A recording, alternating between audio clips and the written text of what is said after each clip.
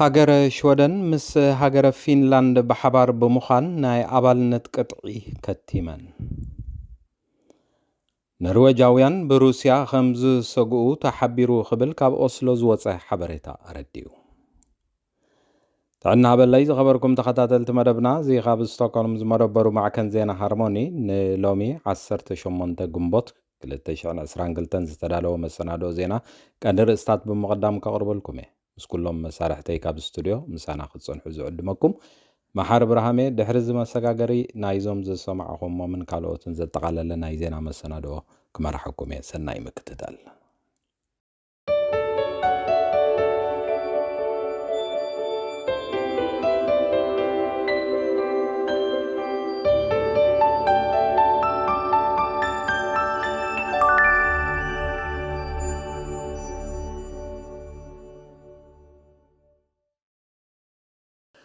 ሎሚ ረቡዕ ንግሆ ሚኒስተር ጉዳያት ወፃኢ ሽወደን ወይዘሮ ኣንሊንደ ወግዓዊ ናይ ኔቶ ኣባልነት ቅጥዒ ምኽታማ ማዕከናት ዜና ሽወደን ሓቢረን። እዚ ምእታው ሕቶ ኣባልነት ምስ ናይ ሕቶ ፊንላንድ ብኣምባሳደር ሽወደን ኣብ ኔቶ ብራስለስ ክኣቱ ምዃኑ እታ ሬድዮ ወሲኻ ክገሊጻ ኣላ። እዚ ዓብዪ ኣጋጣሚ ረዚን ታሪኻዊ ውሳነ ከም ዝኾነ ኣንሊንደ ቅድሚቲ ምኽታማ ኣብ ዝሃበቶ ሓበሬታ ኣረጋጊጻ። እዚ ከምዚ ኢሉ እንከሎ ሚኒስተር ጉዳያት ወፃኢ ሽወደን ኣንሊንደ ወግዓዊ ናይ ኔቶ ኣባልነት ቅጥዒ ድሕሪ ምኽታማ ኣገልግሎት ዜና ሬድዮ ሽወደን ንገለ ሰባት ኣብ ኣደባባይ ሰርገል ስቶሪ ስቶክሆልም ኣዘራሪባ ከም ዝጸብጸበቶ ዕላማ ናይቲ ሕቶታትን ሽወደናውያን ብዛዕባ እዚ ታሪኻዊ ፍጻመ ዘለዎም ስምዒት ንምፍላጥ ከም ዝነበረ ተፈሊጡ ኣሎ። ዝበዝሑ ሽወደናውያን ማለት ኣስታት 58 ሚእታዊት ነዚ ውሳነ ክድግፉ እንከለዉ ገሊኣቶም ግን ኣይፋል ገሊኣቶም ከዓ እዚ ውሳነ ጽቡቕ ድዩ ወይስ ሕማቕ ርግጸኛታት ኮይኖም ክዛረቡ ከም ዘይክእሉን ዝተሓዋወሰ ስምዒት ከም ዘለዎም እታ ሬድዮ ኣብ ዝሰራሐቶ ጸብጻብ ተረጋጊጹ ኣሎ። ልዕሊ ሓደ ካብ 4 ኖርዌጃውያን ሩስያ ንኖርዌይ ስጋኣት ኢሎም ከም ዝኣምኑ ኢንፋክት ንጋዜጣ ኣፍተንብላደት ወኪሉ ኣብ ዝገበሮ ዳህሳስ ኣመልኪቱ። ክሳብ 28.9 ሚእታዊት ዝኾኑ ኖርዌጃውያን ሩስያ ኣብ ልዕሊ ኖርዌይ ተውርዶ ስጋኣት ልዑል ወይ ከዓ ኣዝዩ ልዑል እዩ ኢሎም ከም ዝኣምኑን 28.7 ሚእታዊት ዝኾኑ ድማ ንኡስ ወይ ከዓ ኣዝዩ ንእሽተይ ኢሎም ከም ዝሓስቡ ሓቢሮም ኣለው። ኣብቲ ዳህሳስ ን1,000 ዝኾኑ ኖርዌጃውያን ሩስያ ንኖርዌይ ክሳብ ክንደይ ስጋኣት እያ ትብል ዝብል ሕቶ ንዝቐረበሎም ኖርዌይ ቱደይ ኣመልኪት ኣብ ዝሃበቶ ሓበሬታ እቲ ደረጃ ስጋኣት ካብ ስኬል 1 ስጋብ 5 ክቕመጥ እንከሎ 1 ብጣዕሚ ትሑት 5 ድማ ኣዝዩ ልዑል እዩ ነይሩ ክብሉ ብፍላይ ከዓ ደቂ ኣንስትዮ ኣባላት ሕብረተሰብ ዝስጋኣት ብዝበለፀ ከም ዝስምዐን እቲ ዳህሳስ ወሲኹ ኣመልኪቱ ኣሎ። እቲ ስጋኣት ብጂኦግራፊካዊ ዝርግሐ እውን ከም ዝፈላለየ ዝግለጽ ከም ዝኾነን ህዝቢ ሰሜን ኖርዌይ ዝወሓደ ስጋኣት ክስምዖ እንከሎ ህዝቢ ምብራቕ ኖርዌይ ኦስሎን ኣዝዮም ከም ዝተሻቐሉ ተመልኪቱ ኣሎ። ዋላ እኳ ቅጽበታዊ ስጋኣት ኣያሃሉ ህዝቢ ዝስምዖ ዘሎ ፍርሒ ግን መሰረት ዘይብሉ ይኮነን ብምባል ብሓፈሻ ዛጊት ሩስያ ካብ ዝፈጽመቶ ጌጋታት ተማሂራ ትኸውን እያ ዝብል እምነት ከም ዘለዎ ክብል ሓደ ኣባል ወተሃደራዊ ምክልኻል ናይ ኖርዌይ ኮሎኔል ጌር ካልሰን ንማዕከናት ዜና ሓቢሩ ኣሎ። ሃገረ ኤርትራ ክሳብ ሕጂ ንህዝባ ክታበት ኮሮና ቫይረስ መሃብ ብዘይ ምጅማርያ ከም ዝተሻቐለ ውድብ ጥዕና ዓለም ኣፍሊጡ። እቲ ትካል ትማሊ ዝሃቦ መግለጺ ኣብ ብዙሓን ሃገራት ምርመራን ዝርግሐን እቲ ቫይረስ ንምቁፅጻር ዝውሰዱ ስጉምትታትን ብምንካዮም ቁፅሩ መልከፍቲ ኮሮና ከም ብሓድሽ ይውስኽ ከም ዘሎ ሓቢሩ ኣሎ። በዚ ከዓ እቲ ቫይረስ ኣበይ ምህላውን ዘርእዮ ዘሎ ምቅይያራትን ምፍላጥ ከም ዘይተኻእለ ክግለጽ እንከሎ ኣብዚ ቀረባ ሳምንታት ሰሜን ኮርያ ፈላሚ መልከፍቲ ኮሮና ቫይረስ ከም ዘመዝገበት ብወግዒ ከም ዝሓበረትን ኣብታ ሃገር ካብ ዝሓለፈ ወርሒ ሚያዝያ ሒዙ ልዕሊ 1.4 ሚልዮን ሰባት ተለኺፎም ክኾኑ ከም ዝኽእሉ ጥርጣረታት ኣሎ ተባሂሉ ኣሎ። ህዝቢ እታ ሃገር ክሳብ ሕጂ ክታበት ኮሮና ቫይረስ ዘይወሰደ ብምዃኑን ብዙሓት ሕዱር ሕማም ዘለዎም ሰባት ብምህላዎምን ንዝኸፍአ ሕማምን ሞትን ከይቃልዑ ከም ዝሰግአ ውድብ ጥዕና ዓለም ሓቢሩ። ብተወሳኺ ኩነታት ናይታ ንህዝባ ክታበት መሃብ ዘይጀመረት ሃገረ ኤርትራ እውን የሻቕል ከም ዝኾነ ክብል ኣብ መግለፂኡ እቲ ውድብ ከም ዝሓበረ ተፈሊጡ ኣሎ። ኤርትራ ንህዝባ ክታበት ኮሮና ቫይረስ መሃብ ዘይጀመረት እንኮ ኣፍሪካዊት ሃገር ምዃና ሓበሬታ ማእከል ምቁፅጻር ሕማማት ኣፍሪካ CDC ከም ዘመልክት ይፍለጥ። تكتاتلو ዘለኹም ሃርሞኒ ሚድያ እዩ ድሕሪ እዚ ሓፂር ጸብጻብ ኩነታት ኣየር ዝሰሙን ናብ ሓጸርቲ ዜናታት ከሰጋግረኩም ምሳና ጽንሑ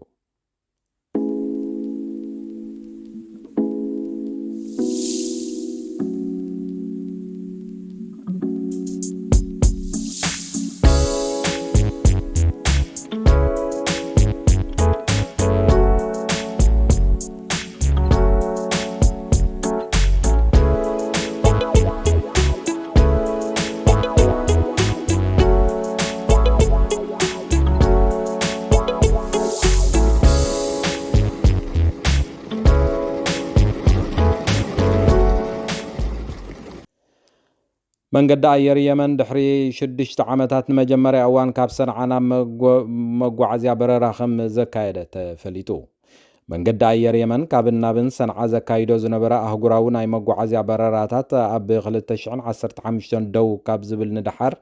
ብሶኒ 16 ግንቦት ንፈለማ እዋን 151 ገያሾ ናብ ኦማን ርእሰ ከተማ ዮርዳኖስ ከም ዝበጽሐ ፍሊጡ ታነፋሪት ቅድሚ ናብ ዮርዳኖስ ምብራራ መንግስት የመን ካብ ዝቆጻጸራ ከተማ ዓደን ተበጊሳ ናብ ትሑቲ ዝቆጻጸራ ከተማ ሰንዓ ኣብዚ ኣተወትሉ እዋን ድሙቕ ናይ ኣቀባብላ ስነ ስርዓት ከም ዝተኻየደላ ተሓቢሩ ምጅማር ኣህጉራዊ በረራታት መንገዲ ኣየር የመን ካብ ናብን ሰንዓ ኣብ ተኣፋፈ መድረኽ ንዝርከብ ስምምዕ ምቁራት ተጻብኦታት የመን ተወሳኺ ተስፋ ሂብዎ ከም ዘሎ ይንገር ሰንዓ ኣብ ትሕቲ ድሕሪ መውዳቓ ን6 ዓመታት ተቋሪጹ ዝጸንሐ ቀጥታዊ በረራ ካብን ናብን እታ ከተማ ሰንበት 24 ሚያዝያ ክጅመር ምዃኑ ተሓቢሩ ከም ዝነበረ እንተኾነ ግን እቲ መገዲ ኣየር ኣብ ውድእ ሰዓት ፍቓድ ኣይረኸብኩን ብዝብል ነቲ በረራ ብምስራዝ ንሕክምናን ካልእ ህጹጽ ጉዳያትን ዝተበገሱ ገያሻ የቕሬታ ሓቲቱ ከም ዘሰናበቶም ይዝከር ኣብ ዝሓለፈ ሰንበት መበል 10 ፕረሲደንታዊ ሶማልያ ኮይኑ ዝተመረጸ ሓሰን ሼክ ማሕሙድ ነቲ ድሕሪ ምምራጹ ብቕጽበት ብመንግስቲ ኣሜሪካ ዝተወሰነ ውሳነ ዳግመ ምውፋር ወተሃደራት ኣብቲ ሃገር ብሓጎስ ከም ዝቕበሎ ፍሊጡ ብሰንበት 15 ግንቦት 2022 ኣባላት ባይቶ ሶማልያ ብዘካይድዎ ምርጫ ሓሰን ሼክ ማሕሙድ 214 ድምፂ ብምርካብ ድሕሪ ምዕዋቱ ኣሜሪካ ብሶኒ ኣብ ዘውፀቶ መግለጺ ዕጡቓት ሓይልታት አልሸባብ ንምውቃዕ ዕላማ ዝገበረ ስርሒታት ንምድጋፍ 600 ዝኣኽሉ ወታደራት ኣሜሪካ ናብ ሶማልያ ክትለእኽ ምዃና ኣፍሊጣ እያ ሃገረ ሶማልያ ብፍላይ ኣብዚ እዋን እዚ ብሰንኪ ምንዋሕ ቅልውላዊ መስርሕ ምርጫ ብመጥቃዕትታት አልሸባብ ተዋጢራ ከም ዘላ ዝንገር ኮይኑ ምርጫ ፕረሲደንት ሼክ ማሕሙድ ነቲ ነዊሕ ዝተጓተተ ፕረሲደንታዊ ምርጫ ብሰንኩ ዝሰዓበ ቅልውላው ምስግጋር ስልጣንን መኸተምታ ገይሩሉ ከም ዘሎ ይንገር ንርግኣትን አንጻር ግብረ ሽበራ ናብ ነካይዶ ቃልስን ኣሜሪካ ናይ ወትሩ እምንቲ መሻርክትናያ ብምባል ቤት ጽሕፈት ፕረሲደንት ሓድሽ ሶማል ኣብ ወግዓዊ ናይ ትዊተር ገጹ ከም ዝለጠፈ ተፈሊጡ ኣሎ ኤርትራዊ ቢንያም ግርማይ ኣብ መድረኽ ግራንድ ቱር ዝተዓወተ ቀዳማይ ኣፍሪቃዊ ብምዃን ኣብ ታሪኽ ቅድድም ብሽክለታ ዓለም ሓድሽ ታሪኽ ኣመዝጊቡ ኣሎ ኣብቲ ካብ ፓስካራ ናብ ጀሲ ዝተኻየደ ውድድር ተቐዳዳማይ ጋንታ ኢንተርማርች ዋንቲ ጎበርት ቢንያም ብዘደንቕ ቅጽበታዊ ውድድር ቀዳማይ ኮይኑ ዛዚሙ ኣሎ ወዲ 22 ዓመት ኤርትራዊ ቢንያም ኣብ 10 መድረኽ ውድድር ጂሮ ዲ ኢታልያ ንማቲው ቫንደር ፖል ብቅጽበታዊ ውድድር ማለት ቮላታ ስዒሩ እዩ ነዚ ዓወት ዝተጎናጺፉ ዘሎ ኣብቲ ሓያል ቅጽበታዊ ውድድር ምስ ቢንያም ዝተሓናነቐ ተቐዳዳማይ ጋንታ አልፐቺን ፌኒክስ ሆላንዳዊ ማቲው ቫርደር ፖል ንቢንያም ከርክቦ ፈቲኑ እኳ እንተነበረ ከም ዘይከኣለ ይፍለጥ ቢንያም ድሕሪ እቲ ጸወታ ብዝሃበ ርእይቶ ከኣምን ኣይከኣልኩን ኣዝየ ተሓጒሰ ኢሉ ንማዕከናት ዜና ከም ዝሃበ ተሓቢሩ ኣሎ እንተኾነ ዓወቱ ንምጽምባል ኣብ መድረኽ ፖዲዮም ደይቡ ሻምፓኝ ኣብ ዝኸፍተሉ ዝነበረ እዋን ባዕሉ ጸጋመይቱ ዓይኑ ስለ ዝሃረመ ንሕክምናዊ ምርመራ ብኡንብኡ ናብ ሆስፒታል ተወሲዱ ከም ዘሎ ክፍለጥ ተኻኢሉ ኣሎ ድሒሩ ዝወፅእ ሓበሬታ መልኪትዎ ከም ዘሎ ብሰንኪ ኣብ ዓይኑ ዘጋጠመ ናይ ጥዕና ጸገም ንግዚኡ ካብ ውድድር ተኣልዩ ከም ዘሎ እውን ጸብጻባት ኣረጋጊጾም ኣለዉ ዝኸበርኩም ተኸታተልቲ መደብና ንሎሚ ዝተዳለወ ናይ ዜና መሰናድኦ ዝስጋብ ሕጂ ክትከታተልዎ ዝጸናሕኩም እዩ ኣብ ዝመጽእ ዘሎ ዓርቢ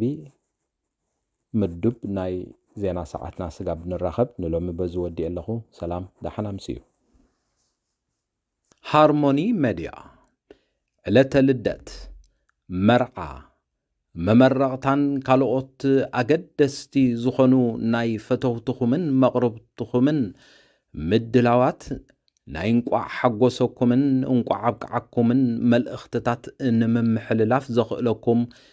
መደብ ጀሚርና ከም ዘለና በዝጋጣሚ እዚ ንኹልኹም ተኸታተልቲ ሃርሞኒ ሚድያ ንሕብር ንኹልኹም ፈተውትኹምን መቕረብትኹምን እንቋዕ ኣብቅዓኩም ንምባል ኣብ ትደልይሉ እዋን ሃርሞኒ ሚድያ ዕድል